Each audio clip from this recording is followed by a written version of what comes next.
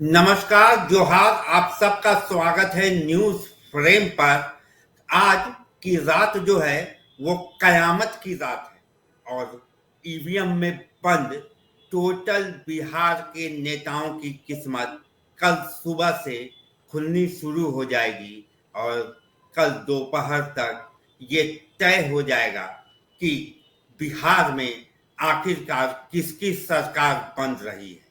उन्हीं जनता की नब्ज को टटोलने के लिए आज हमारे साथ फिर से बिहार से दो दिग्गज पत्रकार और जमीन पर काम करने वाले उन फर्जी या तथाकथित या एग्जिट पोल की बात हम नहीं करते हैं। हम जो जमीन पर जिन्होंने कवरेज किया है हम उनसे बात करते हैं और उनसे समझने की कोशिश करते हैं कि आखिरकार जनता का मूड किस तरफ दिखाई पड़ रहा है।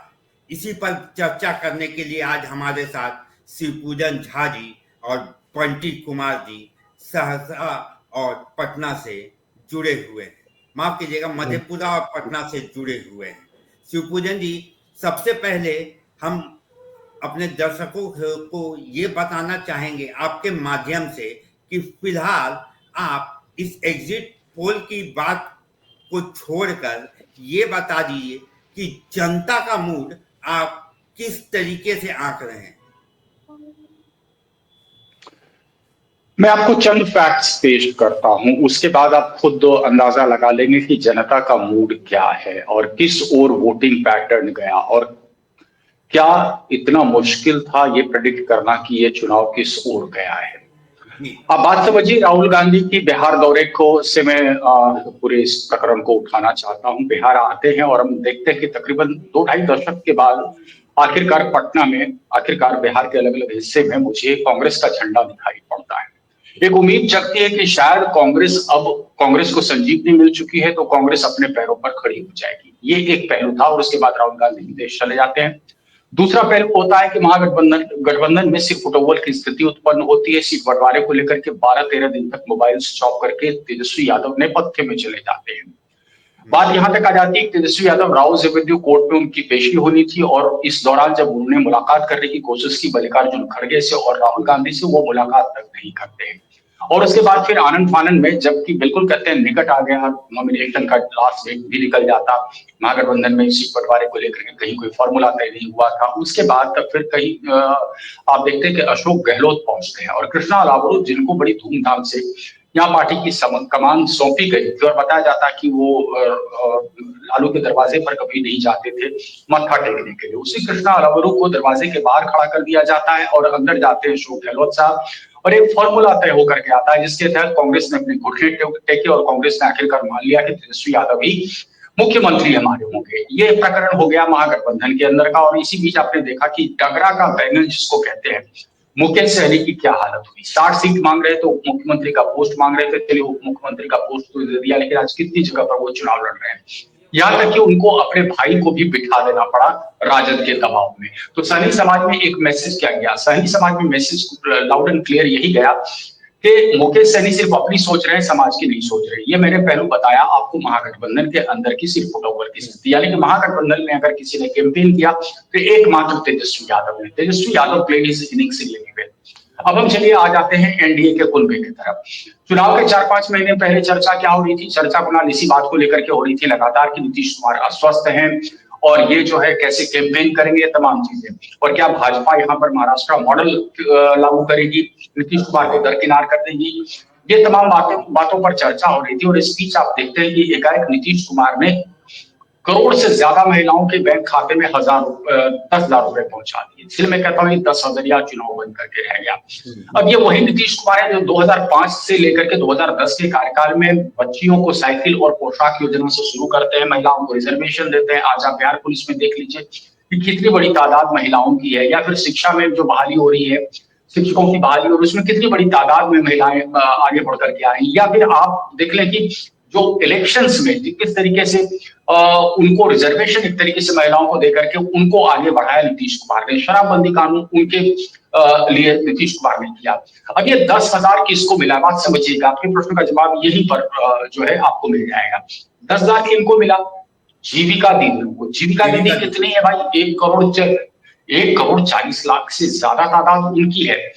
पहले वर्ल्ड बैंक से फंड लेकर के मान लीजिए जीविका दीदी को उन्होंने सिस्टम का एक हिस्सा बनाया था। आज उन्हीं जीविका दीदी के अकाउंट में अगर 10-10 हजार रुपए पहुंच रहे हैं, जैसे बहुत सारी मेरे पास रिपोर्ट्स आई है जहां जीविका दीदी ने, किसी ने बकरी खरीद ली, किसी ने सिलाई मशीन खरीद ली, तो किसी ने अपनी दवा में खर्च किया। अब आप सोचिए कि जिसके पास लिक्विडिटी क्राइसिस है, जिसके पास पैसे नहीं, उसके पास अकाउंट में एक मुश्त 10,000 और प्लस ये उम्मीद कि अगर हमने ठीक से इसका इस्तेमाल किया तो 2 लाख रुपए और मिलने हैं। ये वही जीविका दीदी है जो उन्होंने क्या काम किया। अब एक घर में अगर एक महिला को 10,000 रुपया मिला, उस घर में कितने वोटरों में, कम से कम 3 वोटर हम मान लें, 2 वोटर भी अगर मान लें, तो वोटिंग पैटर्न को उसने डिसाइड किया। इसी जीविका दीदियों ने सबसे बड़ी भूमिका क्या निभाई। जो महिलाएं घर पे यूं ही पड़ी रहती, वो शायद वोट करती अपने पति के कहने पर। उन्होंने वोट किसके कहने पे करना शुरू किया? तो जीविका दीदी के। और तभी आपने देखा कि तकरीबन हर पोलिंग बूथ पर आपको महिलाओं की एक लंबी कतार दिखी। तकरीबन अगर नंबर्स में बात करें तो पुरुषों के बराबर, हालांकि पुरुषों की तादाद यहाँ पर ज्यादा है, और प्रतिशत में देखें तो करीबन 8 से 9% ज्यादा महिलाओं ने बढ़ चढ़ करके वोट किया। यहां से आप निष्कर्ष आराम से निकाल सकते हैं कि महिलाओं ने आखिर किसको वोट किया होगा। इसमें इस तरीके की महिलाएं तो होंगी जिनको, जो बेनिफिशियरी है, जिनको पैसे मिले। ऐसी भी महिलाएं होंगी जो बेनिफिशियरी नहीं हो सकी, लेकिन ये उम्मीद जगी कि भाई इतने हमारे गांव में अगर 25 को मिल गया है तो मुझे भी कभी ना कभी मिलेगा, तो वो भी कोशिश करेंगे कि जीविका समूह का एक हिस्सा बने।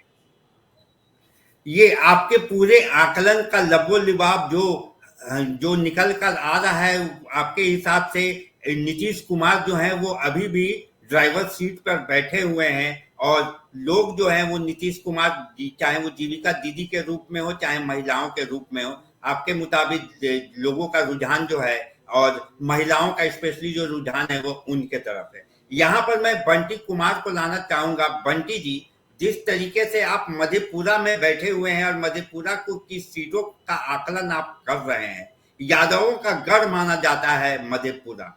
अगर फिलहाल मैं सिर्फ मधेपुरा की बात करूं तो वहां पर लोगों की नफ्स क्या कह रही है? देखिए सर, जो कहा गया है कि रोम पोप का मधेपुरा गोप का, ये हम लोग का एक चंद लाइन होता है और यहाँ से शुरुआत होती है मधेपुरा की। बात करें मधेपुरा में, तो मधेपुरा में 4 विधानसभा हैं: आलमनगर, सिंहेश्वर और बिहारीगंज और एक मधेपुरा। ये चारों सीट पे अभी भी जो है लगातार जो पब्लिक का रुझान है, जो जनता का जो ओपिनियन आया, लगातार सर्वे हुआ, ये चारों सीट पे महागठबंधन जो है वो बढ़त बनाई हुई है।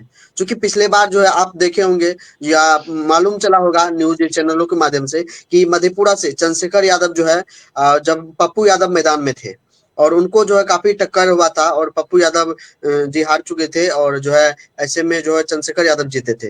अगर बात रहा बिहारीगंज का, तो सुभाषिनी बुंदेला, जो शरद यादव की पुत्री सुभाषिनी बुंदेला कांग्रेस की प्रत्याशी थी, वो यहाँ से जो है हार गई थी, और निरंजन कुमार मेहता जेडीयू के विधायक वो बाजी मारे थे।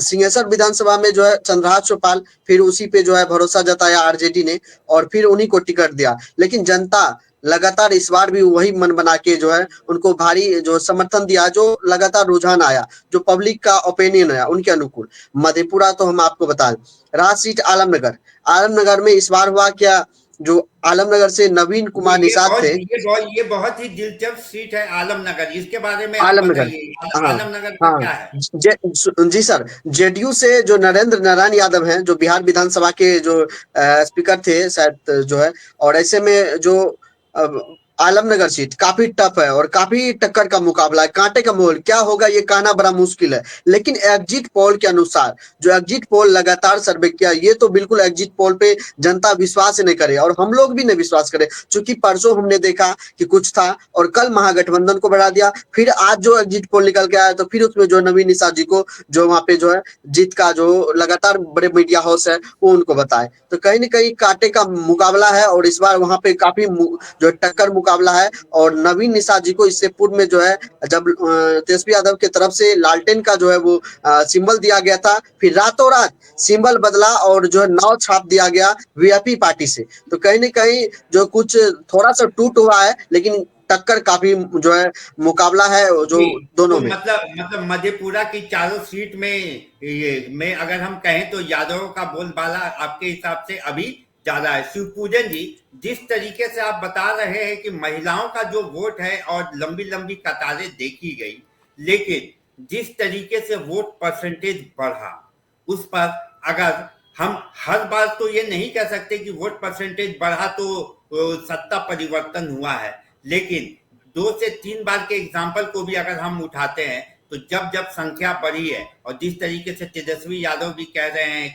कि अगर प्रचंड वोटिंग हुई है तो ये सत्ता परिवर्तन की आहट है, इस पर क्या कहना है आप? सत्ता परिवर्तन की आहट, जिसको आप एंटी इनकम्बेंसी फैक्टर के रूप में जानते हैं, आपने देखा था ना 2014 में क्या थी वो लहर। उस लहर को कहीं आपको ढूंढना नहीं पड़ता है, वो अपैरेंट हो जाता है, वो दिख जाता है। पूरे बिहार में जब आप भ्रमण करते हैं तो आपको वो लहर नहीं दिखती है। मैं उसका कारण आपको बताता हूं। सीट के मुताबिक मुद्दे हुए, ओवरऑल कुछ ऐसे मुद्दे हुए जिन पर वोटिंग पैटर्न लोगों का डिसाइड हुआ, लेकिन बहुत कुछ निर्भर किया कैंडिडेट्स के ऊपर, जो स्थानीय मुद्दे हैं उसके ऊपर। इस चुनाव में आप देखें तो मुख्यतः 3 प्लेयर्स शुरुआती दौर से थे, प्रशांत किशोर, महागठबंधन और एनडीए। एनडीए ने एक सेंटेंस क्या दिया कि भाई पांडव होकर के, वो 5 पांडव होकर के चुनावी मैदान में उतरे, और महागठबंधन ने गांठें ही गांठें दिखाई। प्रशांत किशोर ने पहले दावा किया था कि वो राघोपुर से चुनाव लड़ेंगे, और उसके बाद फिर क्या हुआ, प्रशांत किशोर जो है वो बिल्कुल ठंडे पड़ गए। और उसके बाद आपने देखा होगा कि जैसे दूध उफनता है उसके बाद तुरंत सेटल कर जाता है, इसको अंग्रेजी में कहते हैं द फ्रॉथ सेटल्ड। तो प्रशांत किशोर सेटल हो गए। अब आप समझिए कि एंटी इनकम्बेंसी क्यों और कैसे नहीं है। पूजन जी, यहाँ पर सिर्फ एक सवाल का जवाब दे दीजिए, वो सेटल हो गए, पर वो सेटल क्यों हुए? मैं वही आपको बता रहा हूं। देखिए, जैसे ही उन्होंने कहा था, एक तरीके से हम कहेंगे ना कि ओवर एम्बिशियस तो वो हैं। उन्होंने जो मुद्दा उठाया उसने कहीं ना कहीं बिहार में जो बाकी 2 घटक दल हैं उनको बाध्य किया कि वो अपना कोर्स करेक्शन करें और उनके मुद्दे पर फिर चुनाव में आए। प्रशांत किशोर ने गलती कहां पर की और क्यों सेटल कर गए, मैं इस सवाल का जवाब आपको देता हूं। एक इंटरव्यू में प्रशांत किशोर कहते हैं या तो अर्श पर या फर्श पर, या तो उनकी बहुमत आएगी तो 140 का भी आंकड़ा 120 से भी ऊपर चला जाएगा, और अगर कम आया तो 10-20 पे सिमट जाएगा। और 10-20 पे अगर सिमट जाएंगे तो फिर वो क्या कहते हैं कि ये वो लोग होंगे जो जिनको मैं फ्री छोड़ दूंगा, जहां जाना है चले जाओ। जी। अब आप समझिए, वोटर इसको बहुत बहुत बहुत परिपक्व है। बिहार का वोटर जो है ना, यहाँ पर तो राजनीति चाय की दुकान पर आपको मिल जाएगी, चर्चा में लोग करते रहते हैं। वोटर के दिमाग में, उसके जहन में कौन सी बात आई? एक ही बात आई ना स्पष्ट तरीके से कि ये तो कह रहे हैं कि इनके विधायक जहां चले रहे हैं, यानी कि जो वोट मैंने डाल करके अगर किसी जनसुराज के कैंडिडेट को जिताया और वो जहां मन वहां चला जाए, भाई मैं नहीं चाहता हूं कि हमारे यहाँ एनडीए की सरकार बने, तो मैंने जनसुराज को वोट किया और पता चला वही कैंडिडेट फिर आकर के एनडीए में बैठ गया। या मैं नहीं चाहता कि वो महागठबंधन में जाए और वो जाकर के महागठबंधन में बैठ गया। ये जो डाउट और डिसबिलीफ का फैक्टर प्रशांत किशोर ने वहीं से बोल दिया। एक दूसरा फैक्टर क्या हुआ कि प्रशांत किशोर के अलावा आप पार्टी में दूसरे कौन से नेता को देखते हैं और सुनते हैं? दूसरा कोई नेता आपको दिखता नहीं है। हमेशा से प्रशांत किशोर बताते हैं कि डेमोक्रेसी डेमोक्रेसी डेमोक्रेसी, पार्टी के अंदर डेमोक्रेसी है भी क्या पार्टी में? अहम बात और यह है कि इन्होंने कहा था कि ये कास्ट कॉर्डरूम को तोड़ करके टिकट बंटवारा करेंगे, लेकिन पहले लिस्ट के बाद ही इन्होंने जो है कास्ट इक्वेशन बिल्कुल जाहिर कर दिया, किस जाति में कितने टिकट इन्होंने बांटे। ठीक। अब एक अहम बात यह है कि राघोपुर से आपने कहा था कि आप चुनाव लड़ेंगे, और उसके बाद फिर आप कहते हैं कि नहीं, आपको तो 243 की 243 विधानसभा सीटों पे जाकर के प्रचार प्रसार करना है, और इसलिए अपने निर्णय लिया कि आप खुद चुनाव नहीं लड़ेंगे। इसको जनता ने सरेंडर के रूप में लिया कि आपने सरेंडर कर दिया। आप लड़ देते, क्या होता, ज्यादा से ज्यादा आप हार जाते, और उनके लड़ने से क्या होता, उनकी पूरी पार्टी में संजीवनी हो जाती। अब एक महत्वपूर्ण बात कैसे समझिए, इनका कॉर्पोरेट स्टाइल है काम करने का, बिल्कुल कॉर्पोरेट स्टाइल। इनके साथ कौन सारे लोग हैं जो पेड हैं, जिनको सैलरी मिल रही है। तो सैलरी मिलने वाले लोग क्या करते हैं, 10 बजे आते हैं, 10 बजे आते हैं और 5 बजे कलम बंद। Job is done. दिन में 2 बार 3 बार चाय के लिए वो ब्रेक लेंगे, सोटा के लिए ब्रेक लेंगे, यही कहानी होती है। कॉर्पोरेट कल्चर में इसी को कहते हैं। आपने काडर कहां बनाया? काडर आपको देखना है तो राजद के काडर को जाकर के देखिए कि जो ठंड पड़ रही है लेकिन इसके बावजूद गंजी में आपको पार्टी का प्रचार प्रसार करता हुआ मिल जाता साइकिल पे। काडर आपको देखना है तो भाजपा के काडर को आप देख लीजिए या जदयू के काडर को देख लीजिए, उसको काडर कहते हैं। और 3 साल अगर आप बिहार का दौरा कर रहे हैं, चप्पे चप्पे पे घूम रहे हैं, लोगों के साथ संवाद स्थापित कर रहे हैं, हर जगह जाकर कह रहे 9वीं फेल क्यों बने मुख्यमंत्री, राजा का बेटा राजा क्यों बने, लोग आपके साथ कनेक्ट हो रहे तो कार्डर बेस आपको उसी वक्त बना लेना चाहिए था। पूजन जी, ये सारे फैक्टर जी ये सारे फैक्टर समझ में आए आपके हिसाब से। जो प्रशांत किशोर है वो यू टर्न करते हुए दिख गए, लेकिन आपकी बातों के बाद क्या ये प्रश्न नहीं उठ रहा है कि अखिलेश यादव जो कहते आए हैं कि ये बीजेपी के पी टीम है, तो ये सारी बातें उसी ओर इशारा कर रही है कि ये बीजेपी के पी टीम है। अखिलेश यादव की बात को अगर आप याद करेंगे तो देखिए, मैं इस पर टिप्पणी नहीं कर सकता, मेरे पास कोई प्रमाण नहीं है, कोई साक्ष्य नहीं है। अगर ये बीजेपी की बी टीम होती तो बिहार भाजपा के किसी भी टॉप लीडर को इन्होंने छोड़ा है क्या? आप नाम गिन लें, मंगल पांडे। नहीं, चुनाव से पहले इन्होंने नहीं छोड़ा था, लेकिन जिस तरीके से चुनाव जिस तरीके से आगे बढ़ा और जैसे जैसे चुनाव अपने चरम पर आया, इनकी भाषा और इनका आचरण दोनों में गिरावट देखी गई। और वो तब से दिखना शुरू हुआ ना, राघोपुर के प्रकरण के बाद ही मैं कह रहा हूं कि वो जो उबलता हुआ दूध था वो सेटल कर गया, बुलबुला सब फट गया, उसी के बाद से हुआ। और जो सोशल मीडिया पे इनका प्रेजेंस होता था वो सोशल मीडिया पे प्रेजेंस नहीं दिख रहा है। मैं आपको बता दूं, अभी हम और आप उन पर टिप्पणी कर रहे हैं ना, आप इसको जैसे ही अपलोड करेंगे इस वीडियो को और मेरी टिप्पणी के बाद आप देखिएगा किस तरीके से मुझे ट्रोल किया जाता है। इनकी बहुत बड़ी टीम काम करती है, सोशल मीडिया प्रेजेंस इनका इंश्योर करने के लिए बहुत बड़ी टीम काम करती है, हजारों की तादाद में लोग हैं जो वो कहते हैं वो जो कैच वर्ड्स हैं उसको पकड़ करके फिर आपके पीछे वो पढ़ते हैं, फिर आपकी ट्रोलिंग शुरू होती है।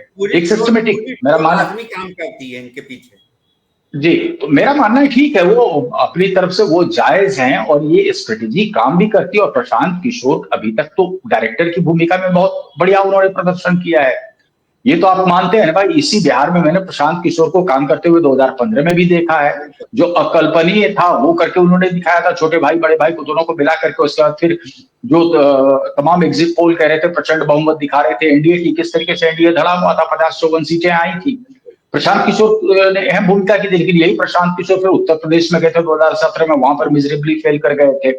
कुल मिलाकर के मेरा कहना ये देखिए कि ए टीम है बी टीम है, मुझे नहीं पता प्रशांत किशोर किसकी टीम है, लेकिन प्रशांत किशोर ने जो यहाँ की राजनीति को एक नई दिशा दी, जरूर इसके लिए मैं सैल्यूट करता हूं। और एक बात और जो मैं ऐड ऑन करना चाहता हूं कि प्रशांत किशोर अगर नहीं होते तो यहाँ का जो नैरेटिव है इस बार का पोल प्लान जो मेन है, वो नैरेटिव सिर्फ दो चीज पे आपको नजर आता, कास्ट बेसिस पे और फिर वही जंगल राज पे। लेकिन इस बार डेवलपमेंट पे सब जो पार्टियां फोकस कर रही हैं, इतना रोजगार देंगे इतना रोजगार देंगे, वो सिर्फ इसलिए हो पाया क्योंकि प्रशांत किशोर ने एजेंडा बहुत पहले से सेट कर दिया था। लेकिन देखिए वक्त लगता है, यहाँ पर रिजिड कास्ट लाइंस पे वोटिंग होती है। जो बात मैं कहना चाह रहा हूं उस चीज को आप समझिएगा कि 2025 से 30 फिर से नीतीश मान लिया, हो सकता है नीतीश 5 साल का कार्यकाल पूरा ना कर सके। और मैं डंके की चोट पे कह रहा हूं कि भाजपा की हैसियत नहीं है कि महाराष्ट्र मॉडल यहां पर वो रिप्ले कर सके। नीतीश कुमार जहां है वहीं पर रहेंगे, शपथ ग्रहण भी करेंगे अनलेस ही हिमसेल्फ डिसाइड्स। अगर वो खुद निर्णय ले लेते हैं कि नहीं भाई अब भाजपा का ही किसी को बनाओ, बहुत हो गया मेरा, तब तक कोई हटा नहीं सकता नीतीश कुमार को। और आप देखेंगे कि उनका स्ट्राइक रेट भी इस बार बहुत बेहतर होने वाला है। लेकिन एक वैक्यूम तो हो रहा है और उस वैक्यूम को भरने के लिए अभी आपको कौन लोग नजर आ रहे हैं? तेजस्वी यादव, उनको एक एडवांटेज है क्योंकि उनके पिताजी की लेगेसी उनके साथ चल रही है, एमवाई समीकरण उनके साथ चल रहा है। चिराग पासवान तेजस्वी यादव से काफी पीछे, इसलिए लेकिन चिराग पासवान ने भी अपनी जमीन टटोली और अपना जमीन बनाना शुरू किया है। सम्राट चौधरी बहुत हद तक, और चौथे नंबर पे अगर आप गिनेंगे तो प्रशांत किशोर ही है, प्रोवाइडेड कि प्रशांत किशोर के पास उतना पेशेंस हो। मीडिया लाइमलाइट में रहने वाले व्यक्ति हैं, अगर 5 साल तक और कड़ी मेहनत करके अगर कार्डर बेस इन्होंने अगर डेवलप कर लिया तो यकीन मानिए 2030 में बहुत बड़े फॉर्मिडेबल फोर्स के रूप में उभरेगा प्रशांत किशोर। चलिए, ये बहुत बड़ी बात आप बता रहे हैं कि अगर 2030 में कैडर प्रशांत किशोर बनाते हैं तो वो 2030 में एक बहुत बड़ा फैक्टर होंगे। लेकिन फिलहाल समय का अभाव है और अगर अब मैं फाइनल टेक आप दोनों से ले लूं, सबसे पहले बंटी कुमार, आप बताइए आप कल किसकी सरकार बनते हुए देख रहे हैं? जहां तक लग रहा है कि मधेपुरा का बात रहा तो मधेपुरा हमने बता दिया कि मधेपुरा यादवों का गढ़ था और है लगातार पूरे बिहार में। अगर एग्जिट पोल पे कभी भरोसा नहीं करते, लेकिन जो पब्लिक का रुझान है उसमें लग रहा है ऐसा कि महागठबंधन बढ़त बना करके काफी अच्छा बहुमत से ये जो है सरकार बनाएगी। जो लगातार जो पब्लिक एग्जिट पोल पे मैं नहीं जाता, पब्लिक के रुझान पे जी चलिए, आपके हिसाब से महागठबंधन की सरकार बनते हुए आप देख रहे हैं, शिवपूजन जी, जिस तरीके से आपने प्रशांत किशोर का फैक्टर पूरा समझा दिया और जिस तरीके से आपने पूरे एनडीए के रोल को एक छोटे से समय में डिफाइन कर दिया, अगर मैं आपका फाइनल टेक लूं तो क्या जेडीयू और बीजेपी, क्योंकि अभी मैं एनडीए नहीं कह रहा, जेडीयू और बीजेपी मिलकर सरकार बना रही है? बिल्कुल, मुझे लग रहा है कहीं कोई एंटी इनकम्बेंसी मुझे नहीं दिखा। और देखिए अपने बबलू जी पत्रकार, इनको भी मैं सैल्यूट करता हूं। उसके पीछे वजह क्या है आप बात समझिएगा। जो महागठबंधन का वोटर है वो वोकल है, जी, वो बिल्कुल स्थिति स्पष्ट कर देता है किसको वोट कर रहा है। नीतीश के वोटर कभी भी आपको स्पष्ट नहीं करेंगे, आप उनको माइक लगा करके थक जाएं। तो बबलू जी ये और हम लाख उसको माइक लगा दें, वो बोलेगा ही नहीं। नहीं, ठीक है, वो कहते भी थे ना लालू जी की आंख में दांत है। तो स्थिति बिल्कुल ऐसी बिल्कुल, है कि वो वोटर बोल नहीं रहा है। और जितना आपका एग्रेसिव कंसोलिडेशन बबलू जी ने देखा है मधेपुरा या बहुत जगह पर, मैंने खुद देखा है। मैं जाकर रहता हूँ, रीतलाल यादव और आपका रामकृपाल यादव में कांटे की टक्कर है। मैं दानापुर में रहता हूँ, कांटे की टक्कर है। हमने देखा है कि वहां पर वोट का विभाजन हुआ है, लेकिन जिन्होंने वोट कमल को दिया है वो शांत है, और जिन्होंने वोट क्या कहते हैं लालटेन को दिया है वो वोकल है, बोल रहे हैं, वो दिख रहा है, अपैरेंट है, सतह पर है। तो एक तरफ वोकल और दूसरी तरफ पूरी तरह से साइलेंट, और यही साइलेंट वोटर की कैटेगरी में बढ़ी हुई जो महिलाओं की तादाद है। एक फैक्टर जिसको महागठबंधन बार बार कह रहा है जेंजी फैक्टर या युवाओं का फैक्टर। मुझे एक कारण बताइए कि ये जेंजी फैक्टर क्यों सिर्फ तेजस्वी के पीछे जाएगा और क्यों प्रशांत किशोर के पीछे नहीं जाएगा। या मुझे बता दीजिए कि कुछ साइकोलॉजिस्ट का ये भी कहना है कि ये जो यंगर जनरेशन है, इस यंगर जनरेशन में कास्ट रिजिडिटी और भी ज्यादा है। ये बड़ा इस चीज को मुझे समझना है, इतनी कास्ट रिजिडिटी यंगर जनरेशन में कैसे हो। तो सोशल मीडिया के जमाने में कास्ट रिजिडिटी वैनिश करनी चाहिए, बल्कि उनसे तो उम्मीद है मेरी। हम लोग जो कास्ट कॉर्डर में फंस करके रह गए, कम से कम वो जो बच्चे अब आए हैं उनमें कास्ट रिजिडिटी नहीं होनी चाहिए। देखिए परेशानी कहां पर से हुई कि ये जो जेंजी जिसको इवोक करने की कोशिश की राहुल गांधी ने और फिर तेजस्वी यादव ने, ये जेंजी जुड़ा हुआ एन ब्लॉक यहां पर नहीं है। ये जेंजी आप नेपाल से कंपेयर ना करें, नेपाल का स्ट्रक्चर बिल्कुल अलग है। हमारे यहाँ फेडरल स्ट्रक्चर है, यहाँ पर बहुत सारे चेक्स एंड बैलेंसेस हैं, डिवाइडेड है, हमारे पॉलिटिकल एफिलिएशंस अलग अलग हैं। आपकी सोच अलग हो सकती है, मेरी सोच अलग हो सकती है, और मतलब हेल्दी डेमोक्रेसी की ये निशानी है कि आप अपनी सोच के साथ आप खुश हैं, आप स्वतंत्र हैं, मैं अपनी सोच के साथ मैं भी खुश हूं, मैं भी स्वतंत्र हूं, और हम दोनों में कहीं पर कोई विभेद नहीं है। आप समझ रहे हैं ना।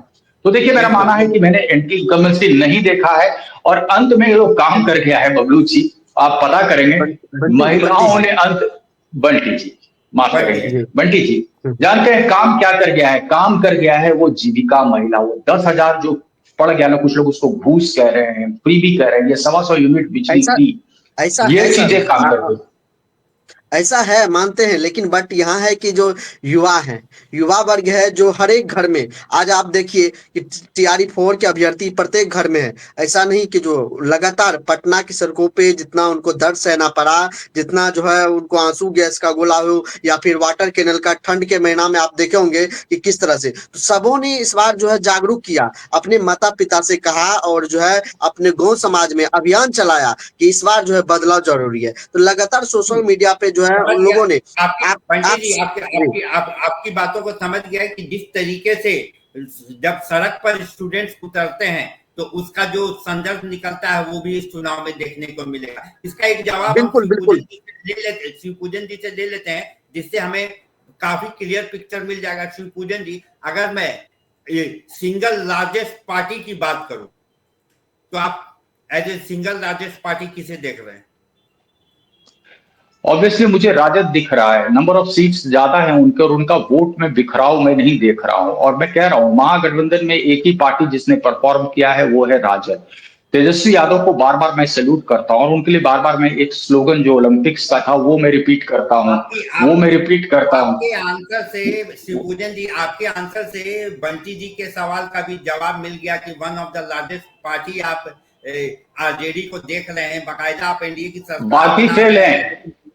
बाकी फेल हैं, कांग्रेस वीआईपी सब फेल कर रहे हैं, और वही बेचारे जो है इनमें तेजस्वी यादव का जो है ना सपना पूरा नहीं हो रहा। मैं फाइनल कमेंट एक देता हूं तेजस्वी यादव के लिए, खासतौर से इसको फिट मैं करता हूं।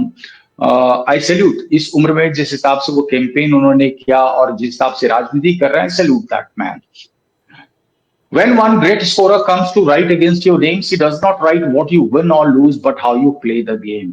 और सर्वविदित है कि तेजस्वी यादव ने जबरदस्त पारी खेली है, जबरदस्त पारी खेली है। जिस हिसाब से कैंपेन किया है, मुझे लगता है राहुल गांधी को भी सीख लेनी चाहिए इनसे। जी बहुत बहुत धन्यवाद। बहुत बहुत धन्यवाद आप लोगों का जुड़ने के लिए। तो आज की कयामत की रात के बाद कल सुबह जब से वोटिंग शुरू होगी, हम फिर कोशिश करेंगे आप लोगों से जुड़ने की और आपका कल का विश्लेषण भी हम लोग दर्शकों तक पहुंचाएंगे। अभी के लिए बस इतना ही। देश दुनिया की बाकी खबरों के लिए आप देखते रहिए न्यूज़ फ्रेम।